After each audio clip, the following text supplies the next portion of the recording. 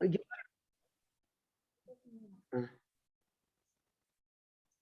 ¿Ya puedo seguir hablando? Ya puedes empezar, Maya. Ok, hola a todos. Me da mucho gusto estar otra vez con ustedes. Y voy a empezar por recomendarles a los que no vieron la semana pasada, los que no vieron la entrevista con Ariel, que la vean porque de veras vale la pena. Es una entrevista extraordinaria que a mí en lo personal me llegó muchísimo. Me llevó a recordar muchos momentos de mi vida, cómo llegué a México, cómo nos fuimos integrando al país, las dificultades que tuvieron mis padres. Yo no tuve ninguna dificultad. Yo era una niña de 5 o 6 años que de veras tuve muchísima suerte.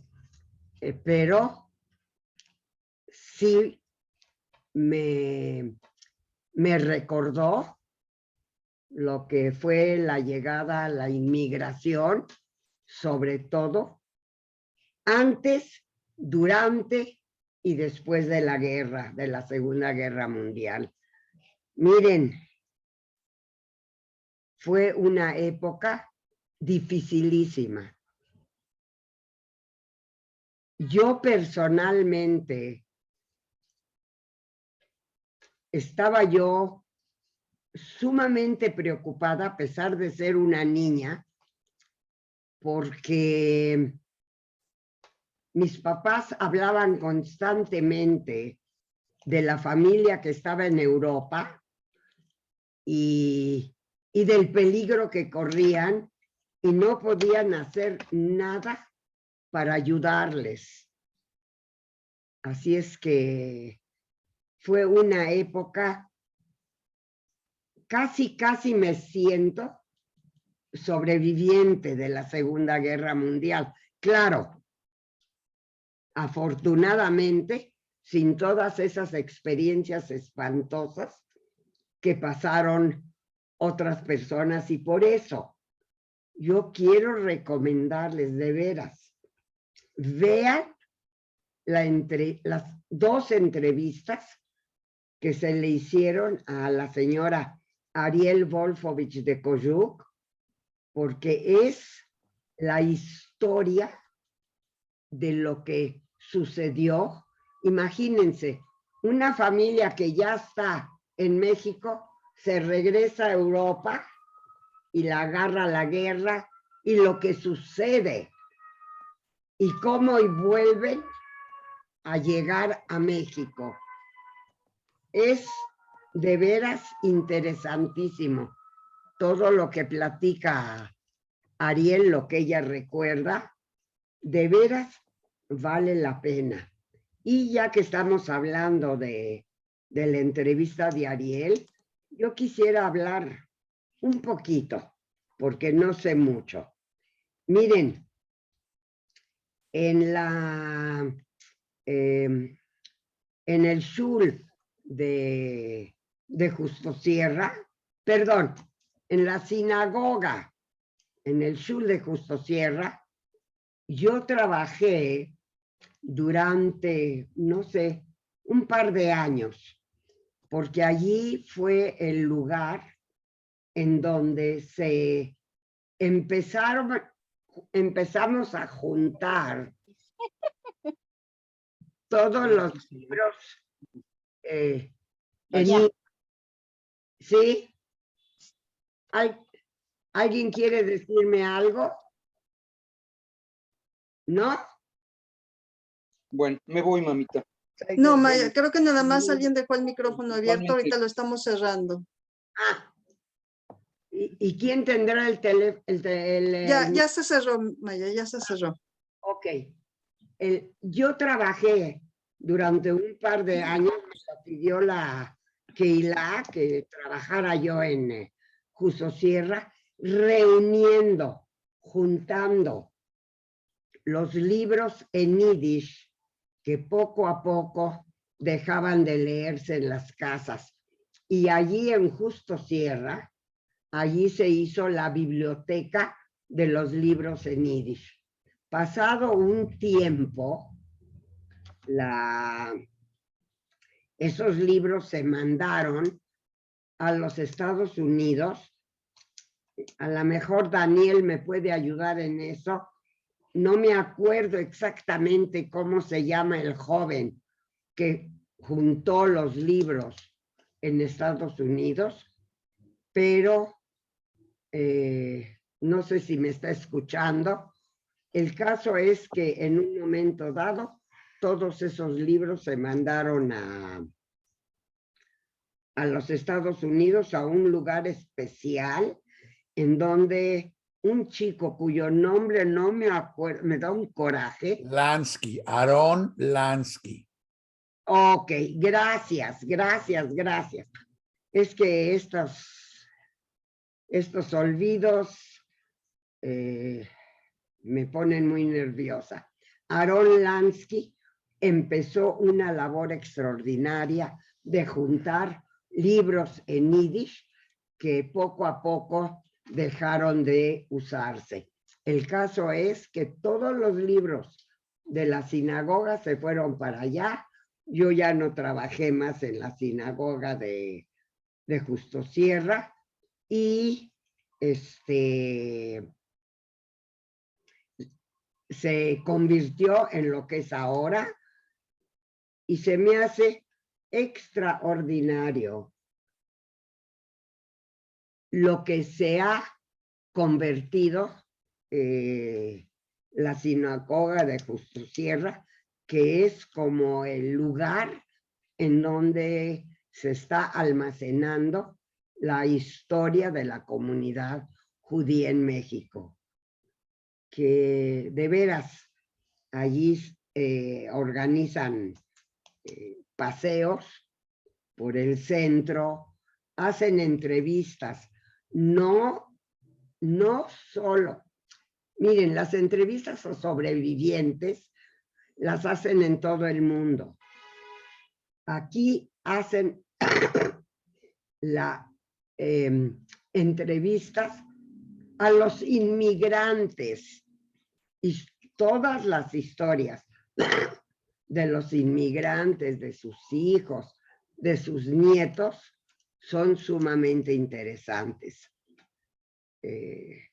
Yo he procurado platicarle mucho a mis hijos, bueno, para que la historia no se pierda, pero qué bueno que hay una persona como Mónica que de veras está recopilando y está guardando para el futuro.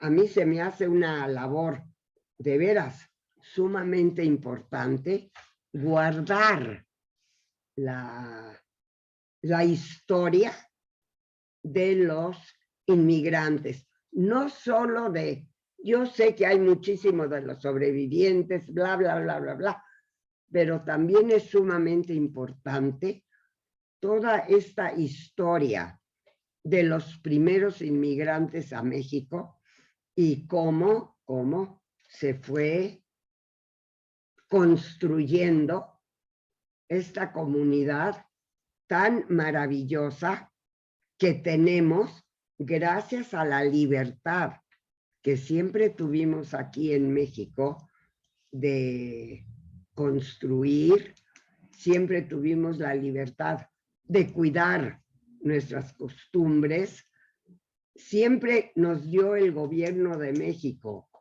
la facilidad de tener las escuelas. Miren, cuando yo, cuando a mí me tocó estudiar la primaria, en la mañana íbamos al Colegio Israelita de México y estudiábamos todo lo que decía la Secretaría de Educación Pública y para poder seguir estudiando en las escuelas de gobierno. Y luego me refiero a la secundaria, a la prepa, a la universidad. Pero en las tardes íbamos a la casa y comíamos y regresábamos en la tarde a las clases en el Colegio Israelita de México estudiábamos todo lo que era materias judaicas y teníamos lógico, pues la preparación para seguir estudiando. Llegó un momento en que se crearon instituciones judaicas para formar profesores de Yiddish y de hebreo aquí en México. Por eso les digo, vean la entrevista de Ariel, también allí Ariel reconoce, nos da a conocer cómo el Colegio Tarbut se creó y en la que tomaron parte su tío y su papá. Es decir, es una entrevista de veras histórica. Es la historia de la comunidad judía en México. Y con el tiempo se cambió el horario de las escuelas. Ya no íbamos en la mañana y en la tarde, sino que estudiábamos horas corridas. Llegábamos pues a las 8 de la mañana y salíamos hasta las 4 de la tarde de la escuela y se estudiaban todas las materias, tanto de la Secretaría de Educación Pública como las materias judaicas. Y eso es una ventaja extraordinaria que nos dio el gobierno de México. Y cada vez que hablo de esto, siento un agradecimiento extraordinario, de veras, a este país que nos abrió no solo las puertas del país, sino que nos dio la libertad y la posibilidad de cuidar, de respetar, de llevar a cabo nuestro judaísmo y seguir siendo, pues, judíos mexicanos. Y pues es mi oportunidad de agradecer esta posibilidad. Y dentro de la entrevista de Ariel, yo volví a revivir toda esa parte de mi historia. Y la verdad me pareció sumamente inteligente, sumamente entretenida e interesante. Si alguien me quiere comentar alguna cosa o hacerme una pregunta, con todo gusto contestaré. A ver.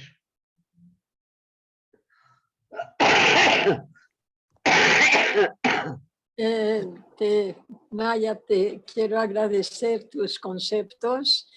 Qué bueno que haya resultado interesante. Esa era la idea, Claro. transmitir lo que se vivió en esa época.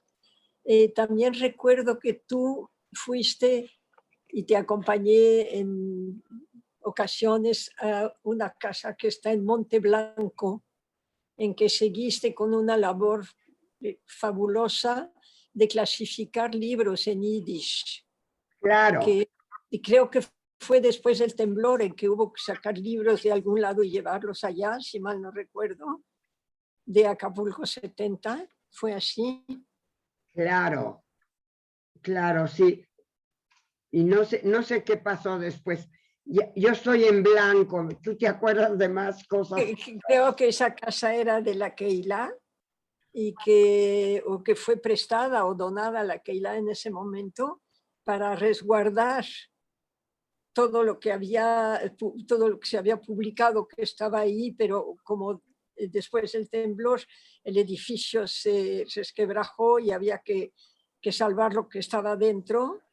Todo ese acervo fue a dar allá y necesitaban personas como tú para volver a clasificar y ordenar todo esto.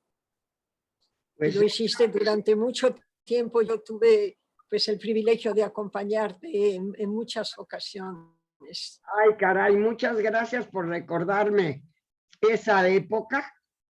Te juro que se me había borrado de la memoria. Gracias, Ariel. Es increíble la cantidad de cosas que yo he olvidado. Pero bueno, por algo se hace uno viejo, ¿verdad? En algo se nota cuando se va uno haciendo viejito. Gracias por tu comentario. ¿Alguien más quiere decirme algo? Yo también invitarlos a que vean la entrevista, la tenemos publicada en Diario Judío, la pueden encontrar con el nombre de Ariel Koyuk y de verdad vale la pena, es una entrevista muy interesante y creo que todos podemos aprender mucho de lo que ella nos narra y de la historia, no nada más de ella, sino de la ciudad, de la situación que se vivía, la situación histórica que se vivió. Muy interesante la entrevista, gracias. Gracias. Realmente, Mónica Uniquel, que es la directora, se documenta de una manera extraordinaria y lleva el hilo de la entrevista, pues poniendo énfasis en el enfoque interesante. Claro. Muchas veces más que biográfico propiamente, sino dentro del entorno de una integración de las personas que tuvimos el privilegio y la bendición de llegar a este país y toda la época circundante en ese momento. Es Monteblanco 1100, Monteblanco 1225, creo que son las oficinas de la Keile. Monteblanco es. 1225 son las oficinas de la Keile. Sí, es una casa, yo creo que le donaron, o que le vendieron, o que le dieron, no sé. No sé la historia de esa casa, ni sé por qué está allí la Keile, pero me imagino que fue algún donativo de alguien. Alguien proporcionó el lugar. Es la casa de la señora Fassler. Ah, mira, sabes más que yo. Gracias por la aclaración. ¿Alguien más que quiera decir algo? Yo rapidísimo. A ver. Quiero muy sinceramente agradecer todo lo que dijiste sobre la entrevista de mi mamá. Sí. Tus palabras tan precisas, tan bien escogidas, creo que diste en el clavo de todo lo que hay que apreciar y me gustó mucho lo que acabas de comentar. Muchas gracias.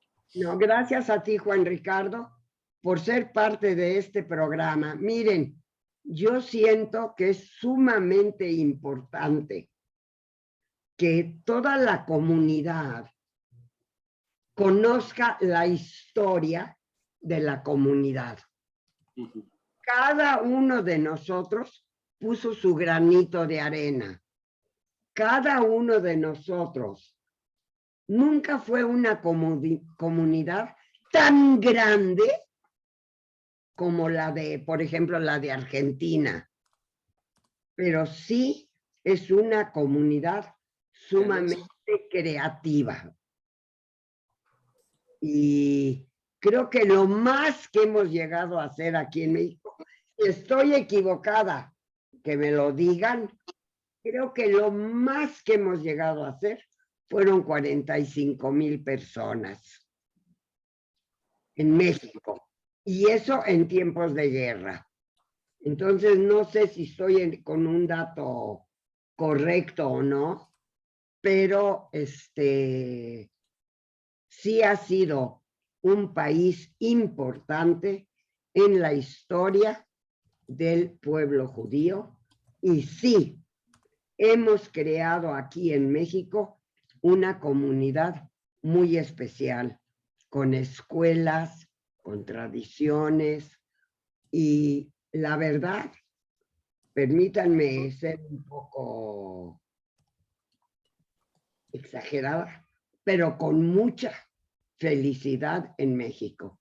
Creo que es de los pocos países en los que no hemos sufrido nunca de una persecución antisemita. Si estoy equivocada, adelante. Siento que es un país que nos abrió los brazos y yo personalmente, yo estoy muy orgullosa de ser judeo-mexicana. ¿Alguien? Nada más como un dato, en el censo del 2020, el INEGI registró 58,876 personas que se definieron como judíos. Ah, mira. ¿Cuándo fue eso? En el descenso del 2020. Ah, en 2020 había 58,000 judíos en México. Sí, 58,876. ¡Wow! Es un dato que yo no conocía, pero que me parece maravilloso. ¿Algún otro comentario? Antes de que... Pues sí, es de reconocerse que están en todos los ámbitos, pero digo la colonia israelí, comunidad israelita, no únicamente en lo que concierne a los judíos propiamente, sino a la labor social también muy extensa en este país que la verdad se lo merece ampliamente. Así es. ¿Qué les parece? ¿Ya alguien más? Creo que de momento no, Maya. Si quieres podemos pasar con Daniel. Con Daniel, que quería hoy platicarnos, parece que un tema especial. Daniel, ¿estás allí? Ya. Sí, Daniel. Estoy tratando de decidir si quiero hablar de un tema especial. Así como no se me ocurre nada especial, el tema que me pediste era humor y música judía en los Estados Unidos, en Broadway y Hollywood. Aprovechando que era Purim, que acaba de pasar Purim, y que en Purim tenemos los Purim Spielen, los cuales estoy seguro que en alguna ocasión se presentó en Justo Sierra, lugar al que me voy a atrever a llamar Shul, traducción y explicación. Entonces creo que en el Shul de Justo Sierra hubo en su momento presentaciones de Purim Spielen y curiosamente sirvieron como una base fundamental para la creación de programas de conceptos reales de humorismo y de musicalización teatral en los Estados Unidos. Cualquiera que conozca un poco del tema en Estados Unidos recordará nombres como Burstyn, la familia Burstyn, son 3 generaciones. Bueno, ni hablar de Mel Brooks, George Burns, Adam Sandler, Sarah Silverman, Albert Brooks, Andy Samberg, Seth Rogers, Joan Rivers, bueno, y me puedo seguir, todos caracterizados por 3 cosas. 1, por sarcásticos. Ninguno es humor tipo... Bueno, los tres locos sí son humor de pasteleros y golpes, pero desde el principio del cine en los Estados Unidos, el humor judío estuvo siempre presente. Y claro que el humor más sarcástico de tema judaico no es de un judío, es de Charlie Chaplin en su película El Gran Dictador, que además creó un escándalo en Estados Unidos porque Estados Unidos era básicamente pro-nazi y creó un escándalo obviamente en Alemania. Pero lo importante es que para quienes a veces preguntan, bueno, ¿y para qué sirve todo eso de la música y de los libros y del idioma? ¿Y para qué saber todo eso si se puede ser perfectamente no sé qué, algo, sin saber ninguno de los tres, sin conocer nada, hablando español, hablando inglés y vagando por el mundo. Bueno, porque hay maneras de vagar y maneras de vagar en el mundo. Cuando uno sabe lo que es, de dónde viene o qué tiene por detrás, primero, por un lado, a lo mejor siente uno una obligación de estar a la altura de quienes estuvieron antes. Claro que todo depende de los ejemplos que tomemos. Porque tampoco podríamos decir que todos los judíos son así como que ejemplos a seguir, pero hay muchísimos que definitivamente sí lo son. Segundo, entrando directamente a la Megile de Itzik Manger. Itzik Manger murió en los años 80, hace poco. Bueno, hay mucha gente que todavía no nacía, pero es relativamente poco. Itzik Manger vio sus obras, la Megile de Itzik Manger, presentadas en Broadway, presentadas hechas película en Hollywood, presentadas en múltiples teatros en todos lados, y en una película fue un poco mal representada porque la hicieron en hebreo y le trataron de quitar el elemento yiddish, que es el que le da el sabor. No existe teatro como el teatro musical en yiddish en hebreo. Existe otro, pero no es el mismo, no tiene el sarcasmo, no tiene el sabor.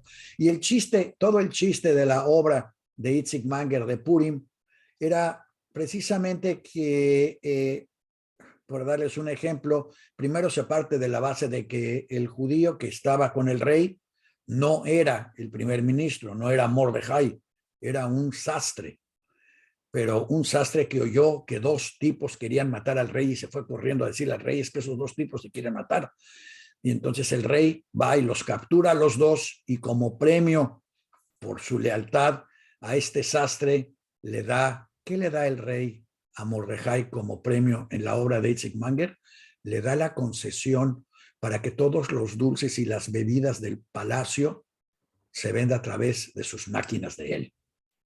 Y con eso el sastre se vuelve muy famoso porque él tiene las concesiones de alimentos del palacio y tiene a la sobrina bonita, que es la que después se va a volver Esther Amalki. Pero así como él le da toda una nueva vuelta al concepto de Purim en este aspecto, creo que tenemos un pedacito de música de la entrada de la obra. ¿Sí? ¿La podemos escuchar? ¿No? Bueno, pongan atención. Si no la escuchamos, a ver. Y la están poniendo ahorita. Pues.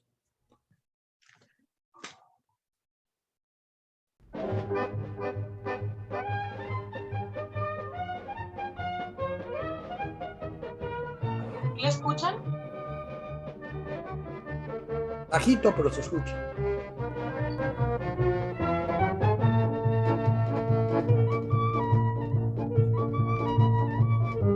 En esta misma página en Sente Music, en Diario Judío, también pueden leer en la Megilá completa, la Megilá de Purim, no solo la de Itzik Manger, es una, y la de Purim, claro, la original es la otra. Aquí están las dos completitas para quien las quiera leer o quien las quiera escuchar. Hay incluso una grabación recientemente hecha en Nueva York y Lituania por David Roshkes, Nueva York y Lituania, por David Roshkes, sobre una nueva dramatización de la historia de la Megilá de Itzik Manger.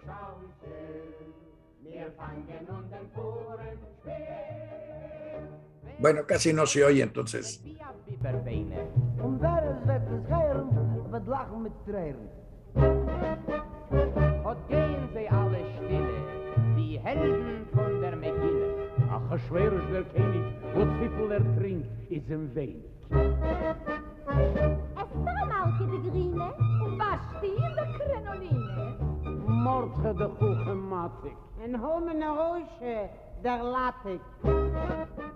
Bueno, voy a ir hablando por encima de la música que de todos modos está de fondo.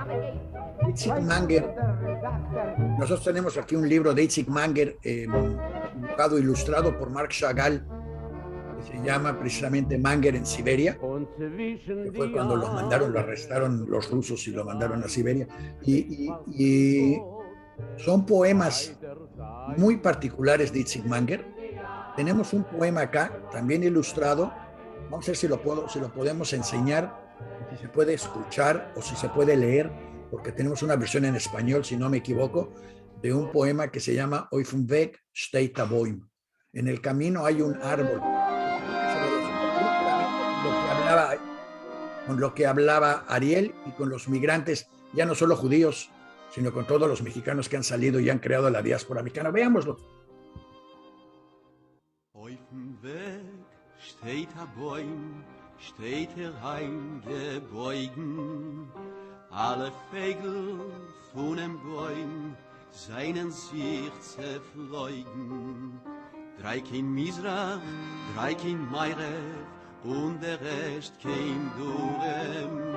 Und dem Baum gelost allein, herrlich vor dem Sturm.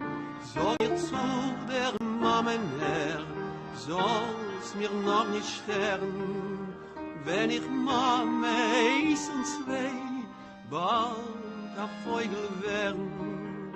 Ich will sitzen auf dem Baum und will ihn verbiegen, über Winter mit der Trist, mit der schönen Nigen. Yam tari tari tari tari tari tari tari tari tari tari tam.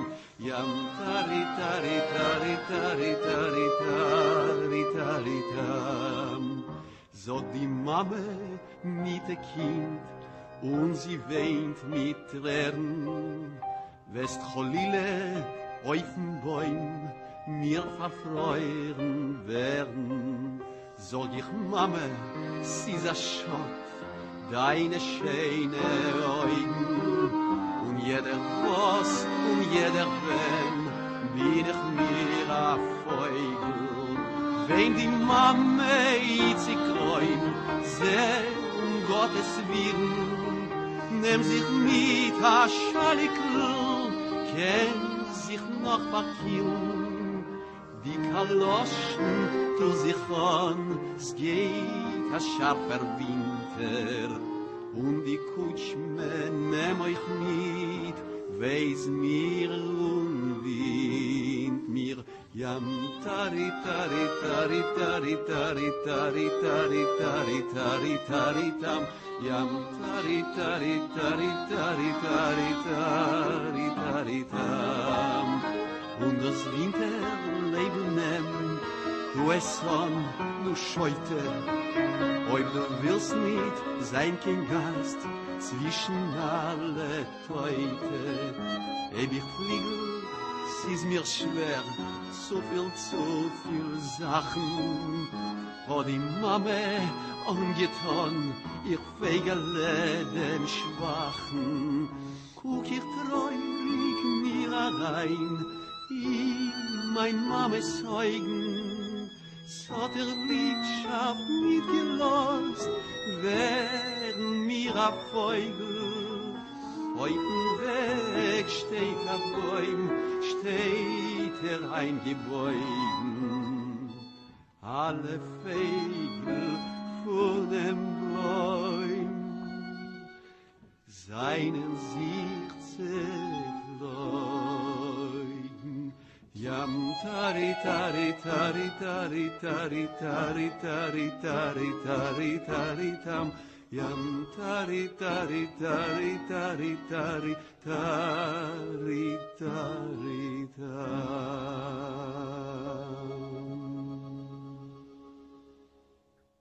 Me imagino que la mayoría se puede identificar con la melodía, bueno, con la melodía obviamente, pero sobre todo con el texto.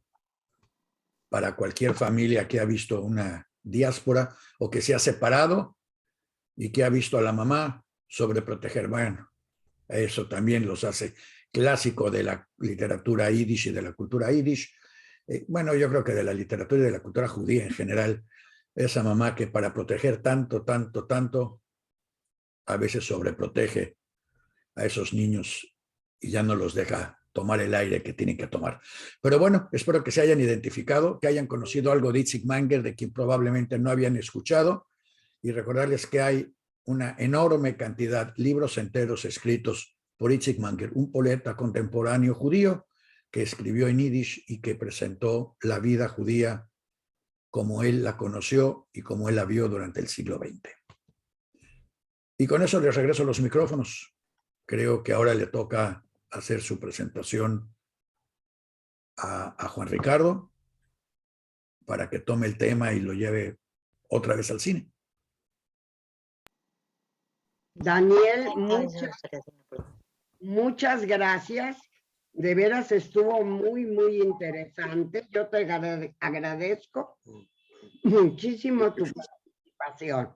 Este es nuestro programa, el programa de Diario Judío, y de veras me parece maravilloso todo lo que presentaste. Muchas gracias. Y vamos ahorita a Juan Ricardo, que nos va a hablar. Aquí estoy. Ricardo. Pero hay un comentario Perdón, que quiere hacer Ariel. antes de que empiece Juan Ricardo, quisiera de veras agradecer de corazón a Daniel por esta presentación tan profundamente emotiva. Ay, Muchísimas gracias, Daniel. Me conmoviste profundamente. Qué bueno, gracias. Esa era la idea. Muy bonito. La verdad, si me permiten, de verdad me parece que esto de Itzi Mangel yo no lo conocía. Ajá. Precioso, muy, muy bonito. Y me recuerda nada más rápidamente una idea que me gustaría compartirles. Siempre hablamos de las raíces judías, raíces católicas, raíces musulmanas, y yo siempre he pensado que más que raíces, justamente son alas con las que nacemos, y esto de Itzi Mangel, bueno, me encantó, porque justamente eso es lo que somos, tenemos alas que son para volar con una cultura que en diferentes casos, bueno, puede ser, como dije, musulmán, católico, pero son para volar, justamente. Muchas gracias, Daniel. Muy, muy bonito Qué bueno que les sirvió. Ojalá encuentren otros libros de Itzik Manger y los puedan leer. Muy bonito. Voy a leer en Yiddish, gracias al Yiddish Book Center, a Spielberg. Ya existen versiones nuevecitas digitales que imprimen en papel por $4 y les mandan un libro nuevo. Y quienes quieren leer traducciones, también el Yiddish Book Center tiene traducciones de estos libros al inglés. Padrísimas, muchas gracias. Muy bella canción, muy emotiva. Pues sí, queda para todas las familias y para todas las mamás. Ok. Gracias mil de veras. Estoy tan emocionada y creo que ha llegado el momento de darle la palabra a Juan Ricardo, que de seguro nos tiene preparado algo muy, muy interesante sobre cine. Juan Ricardo, tu turno. Adelante. Muchas gracias. Agradezco de nuevo la oportunidad. Complementando lo que dijo Daniel, que fue muy, muy adecuado para Purim, yo me basé en la recomendación que nos dio Maya al final del programa pasado, que nos dijo, va a ser Purim, diviértanse mucho. Entonces me ocurrió hablar hoy de un autor, no es Itzi Manger, pero es un autor muy famoso, un autor judío, muy célebre en Broadway y en el cine. Voy a hablar del cine y del teatro en esta ocasión. Me refiero a Neil Simon. Esta es la foto de Neil Simon. Ahí está una foto de Neil Simon. Fue un autor muy prolífico y quiero hablarles un poquito de su trayectoria. Okay. Aportó muchísimo, muchísimo al humorismo, a entretener a la gente, a divertir a los auditorios, en el teatro, en el cine, en la radio y en la televisión. Neil Simon nació en el Bronx, en Nueva York, hijo de Mamie Levy y Irving Simon, que era un sastre como muchos judíos en esa época en el Bronx. Como el de Mengele. Como el de Mengele, que hizo al personaje de Purim, lo hizo sastre para hacerlo judío. Exactamente. Sí, hay muchos sastres. Lo que hay que recalcar de Neil Simon es que sus 4 abuelos, los 4 habían sido judíos rusos inmigrados a los Estados Unidos. Entonces creció en un ambiente eminentemente judío. Fue un niño que tuvo dificultades en su infancia porque vivió en la Gran Depresión. Él nació en 1927. Entonces los años 30 fueron años muy duros en Estados Unidos. Y, perdón, nació en 21, me está corrigiendo mi mamá. No, en 27, perdón. Nació en 1927, el 4 de julio, de manera muy patriótica. Bueno, se refugiaba el joven Neil, se refugiaba en las salas de cine porque eran baratas en los barrios pobres de Nueva York. Y en verano hacía un calor insoportable, las salas eran más frescas y para escapar a su realidad difícil, problemas económicos en casa, mucha tensión familiar, él pasó mucho de su infancia en el cine, igual que Woody Allen, por cierto, narra lo mismo Woody Allen en su autobiografía. Y Neil Simon prefería ver películas de Chaplin y de Buster Keaton, los grandes cómicos del cine mudo. Y se dio cuenta que reír era muy bello. Veía reír al público, reía él mismo y él pensó, yo quiero hacer eso, yo quiero hacer reír a la gente, porque la risa es como una medicina, es un escape. Yo quiero traer aquí a colación el hecho de que se dice que si los judíos han perseverado tantos milenios, es porque tienen 2 actitudes ante la vida. Uno es la esperanza y el otro es el humor. El humor no siempre es fácil, pero el humor es importante. Y aquí estamos hablando del humor judío neoyorquino, que es muy especial. Neil Simon quiso entonces dedicarse a la comedia, a escribir chistes, a escribir sketches cómicos. Empezó a escribir para la radio en 1948 y para la televisión, el año que empieza la televisión en Estados Unidos. Él es ya uno de los escritores de comedias, tenía 21 años, pero ya era un escritor al que le pagaban por escribir cosas chistosas o cómicas. A partir de los años 50, forma parte de un grupo muy importante de jóvenes escritores, todos eran jóvenes en los 50, que luego fueron muy famosos, voy a citar algunos: Carl Reiner, Sid Caesar, Milton Berle, Mel Brooks, Woody Allen, Larry Gelbart, Howie Morris, Imogen Coca, Elaine May y Selma Diamond, las 3 últimas mujeres. Este grupo se hicieron de amigos, entrañablemente, colegas, colaborando para escribir para radio y televisión. Por ejemplo, escribían los chistes de Bob Hope y los de George Burns. Escribieron muchísimo y llegaban a reuniones que duraban muchas horas, cada uno con su material que había escrito previamente solo, y juntos rebotaban las ideas unos con otros, se divertían muchísimo y terminaban escribiendo unos guiones fantásticos. Cada uno de ellos tuvo una carrera importante. Imaginen la sinergia creativa y artística de este grupo de talentosos cómicos o escritores cómicos, pero con una vena a veces muy cáustica. Neil Simon, después de trabajar mucho en televisión, al cabo de como 21 años de escribir para la televisión y la radio, decidió que lo suyo era el teatro. Le fascinaba el teatro y dijo, voy a ser dramaturgo. Empieza a escribir para el teatro en 1961 y de 1961 a 2003, estoy hablando de 42 años ininterrumpidos, escribió 34 obras de teatro y fue coautor de otras 20 comedias musicales y comedias. Es decir, su nombre aparece en los créditos de más de 50 obras teatrales de Broadway. Y repito, 34, él es el autor único. Y son de las más famosas que ha habido en Broadway, entre muchas otras, ¿no? Pero 42 años ininterrumpidos en una trayectoria que duró 55 años de creatividad absoluta. No solo fue escritor, fue un dramaturgo importantísimo, también produjo obras de teatro. Y fue un caso bastante excepcional, porque tuvo tanto éxito en algunas de sus obras que se hizo de mucho dinero.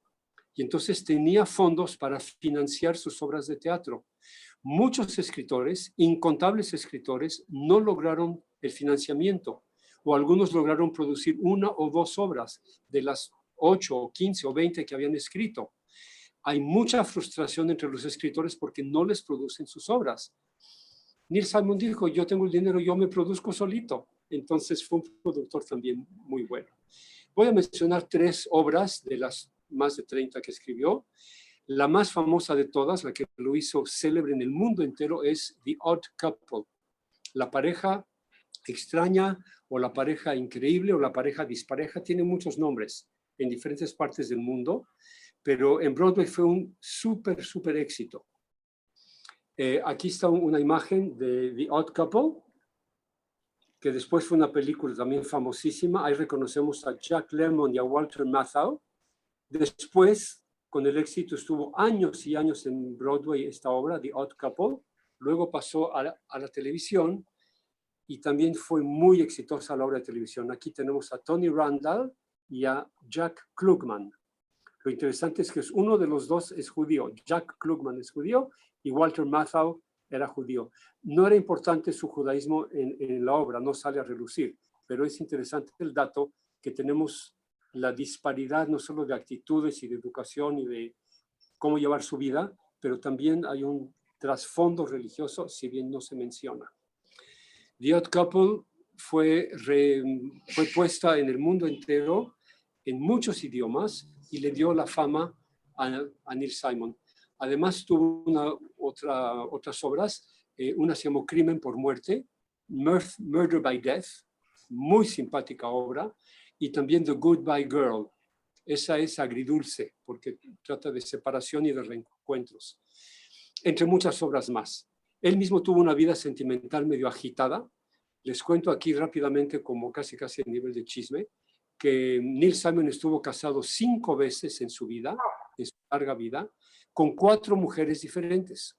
5 veces con 4 mujeres. Por lo siguiente, primero, cuando era aún bastante joven, tenía 26 años, se casó con Joan Baim y duró casado con ella 20 años. Se divorció de Joan Baim y a los 2 meses se hizo novio de Marsha Mason, la actriz de The Goodbye Girl, y después de 22 días de noviazgo se casaron.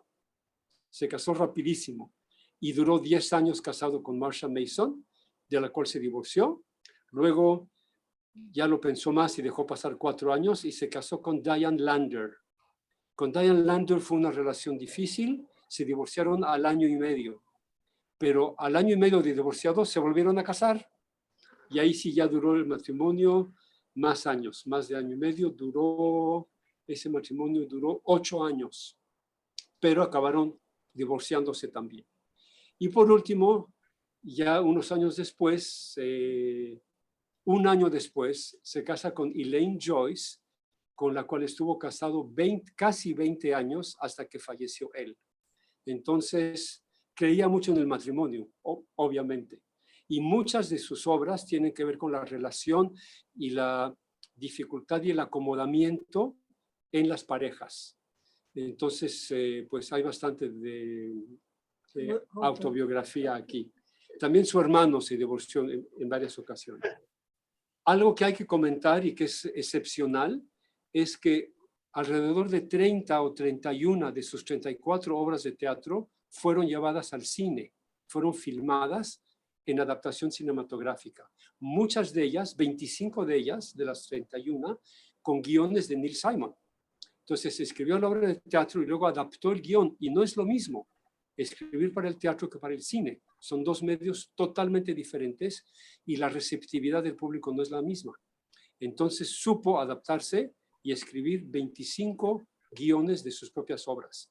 Si nos damos cuenta de esto, de que más de 30 de sus obras de teatro fueron llevadas al cine, nadie le gana en esto, ni siquiera William Shakespeare, porque casi todo Shakespeare ha sido llevado al cine, pero no son 30 obras, son menos.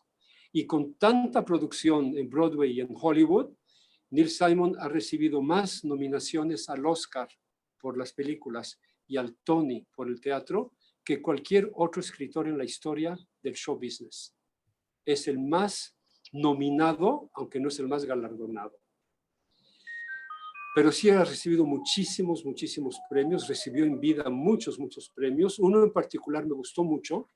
En 2001 se creó algo que se llama The Apple Award, el premio Apple. Y se llama Apple en honor a Sarah Applebaum Nederlander, que era una patrona, una mecenas del teatro, y estableció de la Nederlander Company, y decidieron que tenía que existir un premio especial para aquella persona que hubiera hecho contribuciones muy significativas al teatro profesional. Se creó este premio Apple en 2001 y el primer recipiente fue Neil Simon, por supuesto. Ya era un gigante entre los grandes escritores de comedias en este círculo de escritores judíos. Otro acontecimiento que hay que notar es que existía un teatro en Broadway llamado The Alvin Theater, y en 1983 decidieron que merecía cambiarle el nombre y le pusieron Neil Simon Theater. Neil Simon tuvo un teatro con su nombre en Broadway en vida. Fue el primer escritor de teatro americano al que le pusieron su nombre a un teatro siendo que él estaba en vida. Y creo que no se ha repetido, si no estoy equivocado, en los Estados Unidos. Aquí en México le ganó Manolo Fábregas, porque cuando a Neil Simon le dieron su propio teatro, el Neil Simon Theater, tenía 56 años de edad. Manolo Fábregas estrenó el teatro Manolo Fábregas cuando tenía 43 años de edad. Entonces, también Fábregas tuvo su propio teatro con su nombre, siendo que aún estaba vivo. Muchos otros premios que tuvo Neil Simon, quiero destacar uno que es el Laurence Olivier Theatre Award, porque Laurence Olivier no es cualquier persona, es un premio muy distinguido y fue nominado por una de sus obras, múltiples obras, La risa en el piso 23. Una de sus obras más marcantes fue Lost in Yonkers. Para esta obra ganó el Tony Award por Mejor Obra del Año y el Pulitzer Prize, el premio Pulitzer por la calidad de la escritura. Vemos que estamos con un personaje realmente que contribuyó enormemente a la literatura teatral de Estados Unidos y del mundo. Fue nominado al Tony 15 veces, creo que es más que cualquier otro, por obras que todos vamos a reconocer si se las digo: Descalzos en el Parque, Barefoot in the Park, The Odd Couple, que ya mencioné, Sweet Charity, que es una adaptación que hizo Neil Simon de una obra de Federico Fellini, Las noches de Caviria. Sweet Charity fue un musical muy bello, muy exitoso, dirigido por Bob Fosse, el de Cabaret. También fue nominado por Plaza Suite, California Suite, Promises, Promises, Promesas, Promesas, que es la adaptación de The Apartment de Billy Wilder. Entonces vemos que en el teatro Neil Simon se basaba en sus ideas originales, pero también adaptaba películas y las llevaba al escenario teatral, al revés de lo que hacía con sus obras. Agarraba la película y creaba una obra de teatro a partir de ese material, muy exitosamente. También quiero mencionar The Sunshine Boys, que fue muy aclamada y le dio un papel maravilloso a George Burns, el gran actor cómico judío George Burns, cuyo nombre verdadero era Nathan Birnbaum. También está Chapter 2 y They're Playing Our Song, están tocando nuestra canción, etcétera.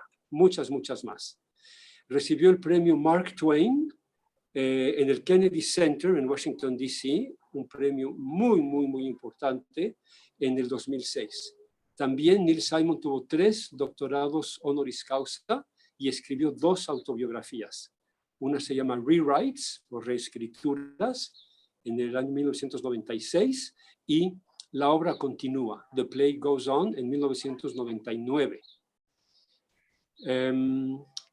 Quiero mencionar ya para ir terminando, que es el único dramaturgo en la historia que tuvo en Broadway en 1966 4 obras de él que se estaban dando simultáneamente.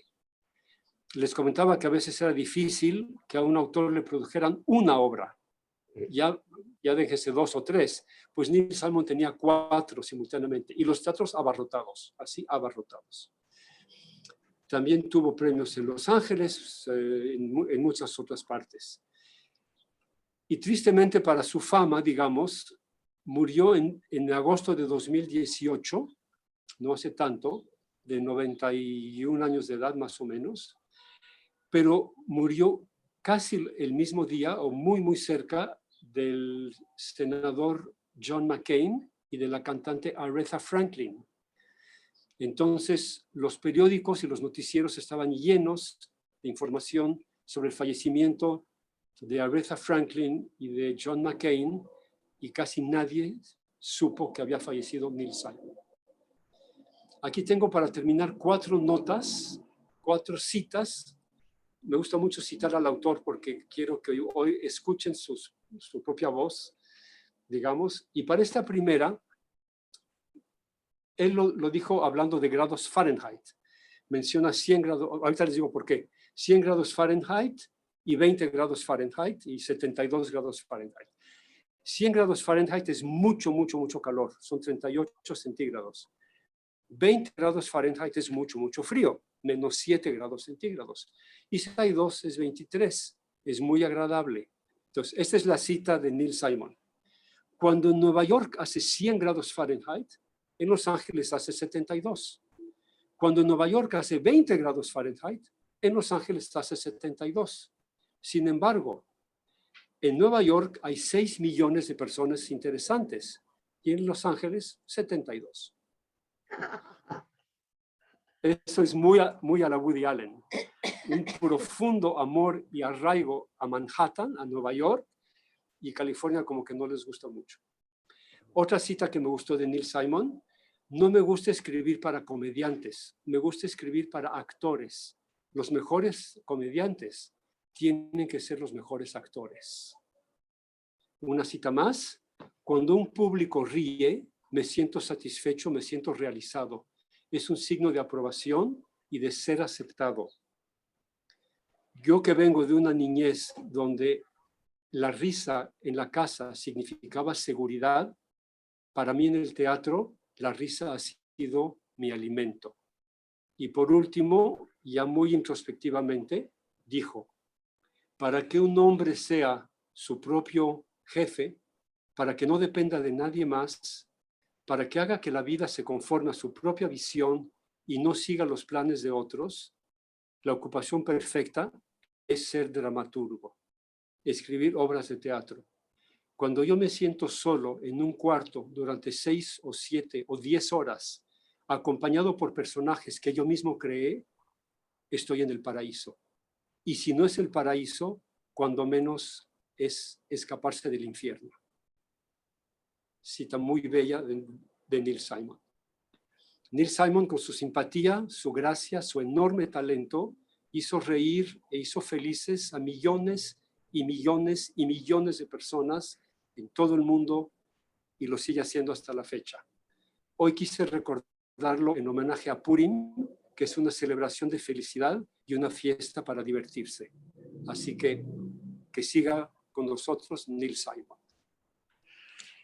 Juan Ricardo, no tengo palabras para decirte todo lo que aprendí ahora, ¿eh?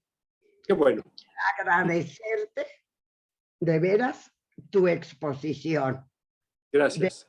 No sé si alguien del público quiera aplaudirte también, pero yo estoy impactada. De veras, muchas gracias. Y te voy a seguir explotando, te lo advierto. Aquí estoy, aquí sigo.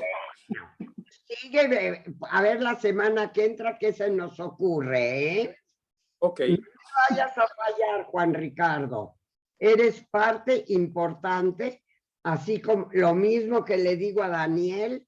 Gracias, gracias, gracias por haber participado en el programa. Recuerden, todo lo que ustedes oyen, escuchan en este programa, lo pueden volver a ver en Diario Judío. ¿Estoy bien, Judith, o no? Sí, Así es, lo pueden volver a ver en Diario Judío. Y me gustaría leer algunos comentarios antes de que Daniel tome la palabra, que quería comentar algo. Hannes Training dice, muchas gracias por tan excelente presentación. Y en Facebook, Carla Cruz dice, muy interesante todo lo que comentan. Rosana Segalerva manda saludos. También tenemos a Jaya Gilel, dice lindos recuerdos y comentarios, gracias. Y Daniel creo que quiere comentar algo. Yo quiero agregar un solo comentario a lo que dijo Juan Ricardo, porque él hizo un punto en subrayar que los personajes de Neil Simon eran judíos, pero no eran judíos en la obra, porque no estaban identificados como tal en la obra. Yo quiero subrayar que la obra estaba judaizada para esos personajes.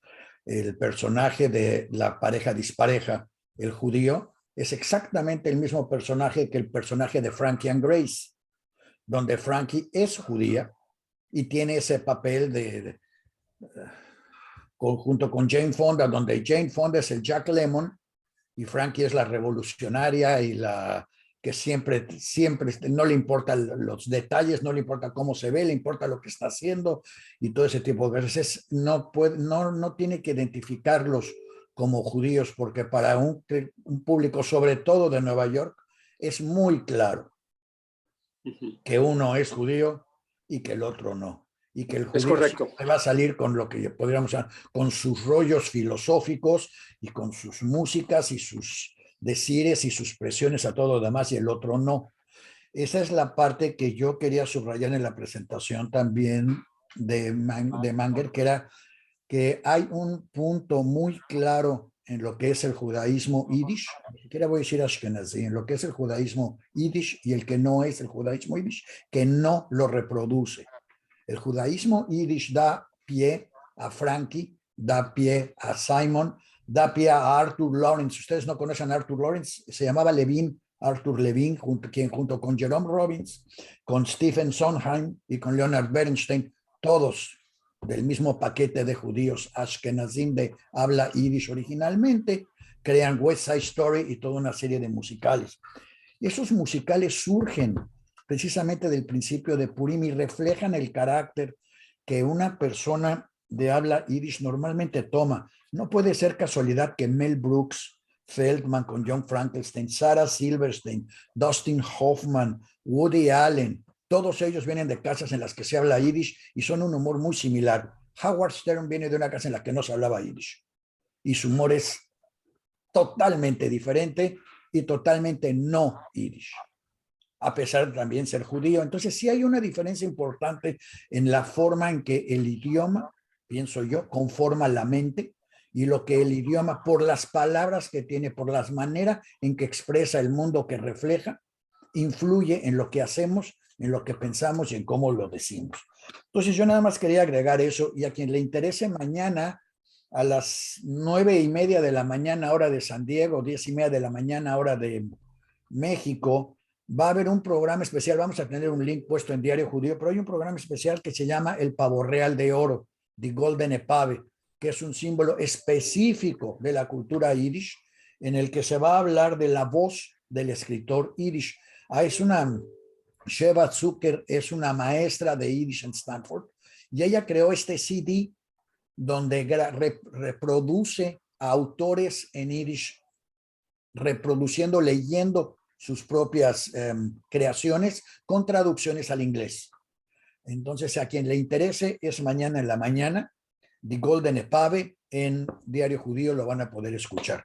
Y nada más quería yo subrayar esto porque el idioma, yo estaría de acuerdo con Chomsky, el idioma crea al individuo, el individuo influye en el idioma, pero no es lo mismo el humor francés que el humor inglés, definitivo, o que el humor alemán, porque el idioma influye en todos ellos. Y el idioma yiddish, de alguna manera, como bien lo dijo Juan Ricardo, entre los que se ríen y los que no se ríen, entre todos los elementos que conjugan, crean precisamente a todos estos autores que solo, porque así es, solo pueden ser ashkenazim de habla yiddish. No hay nadie en este mismo rubro que no lo sea.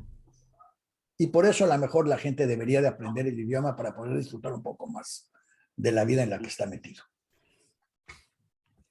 Creo que ese podría ser un tema muy interesante para la próxima, el próximo viernes, hablar un poco sobre la influencia del idioma y lo que estás comentando. Quizá pudieras profundizar más en el tema la próxima semana si gustas. Pues si la gente lo quiere, porque parte de la base que yo siempre lo comparo contra el español mexicano, y explico por qué Manuel Andrés es Manuel Andrés, porque hablamos español, y ya mero y ya poquito, y a la mejorcito, y si Dios quiere, y una serie de palabras que tenemos metidas en el cerebro y que exponen nuestra actitud hacia el mundo que nos rodea y el empoderamiento o no que sentimos que tenemos para cambiar al mundo. La chutzpe, y solo es esa palabra, la chutzpe de un judío de habla yiddish, donde ni el zar ni Dios están libres de juicio, es única, no existe en ninguna otra religión ni en ninguna otra cultura.